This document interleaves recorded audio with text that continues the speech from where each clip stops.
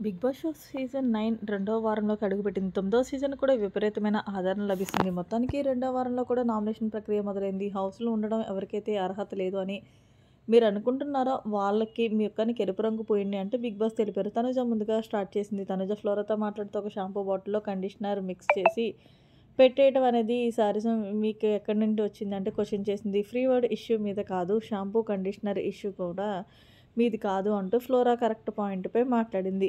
హరీష్ కూడా నామినేట్ చేసింది. మర్యాద మనీష్ రీతు వర్మకి ఎరుపు రంగు పూశాడు. అలానే మర్యాద మనీష్ భరణి గుడ్ ఇష్యూ గురించి వెళ్తున్నాడు.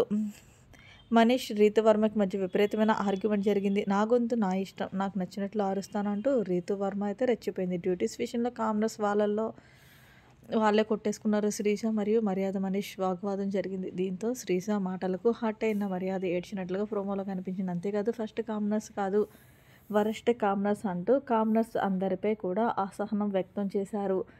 తన టీమ్మేట్స్ తనను టార్గెట్ చేస్తున్నట్లుగా ఫీల్ అయ్యారు మర్యాద మనీష్. మరొకవైపు మాస్క్ మ్యాన్ కూడా ఇంకా తన అలక నుంచి బయటకు రాలేదు.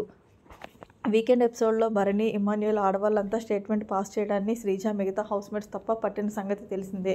మాస్క్ మ్యాన్ తన ఉద్దేశం అది కాదని చెప్పినప్పటికీ అతడి మాటలకు అర్థం కాలేదని శ్రీజ వాదించింది. దీంతో మాస్క్ మ్యాన్ హౌస్మేట్స్పై కోపంగా ఉన్నాడు. ఈ క్రమంలో లేటెస్ట్ ఎపిసోడ్ బ్రహ్మాను శ్రీజ అతని కోసం భోజనం తీసుకురాగా వద్దని చెప్పాడు. ఉదయం నుంచి ఏం తినలేదు, తినండి సార్ అని శ్రీజ బతిమాలగా ఇంకా 2-3 రోజులైనా నేను ఇలానే ఉంటాను అని మొండికేశాడు.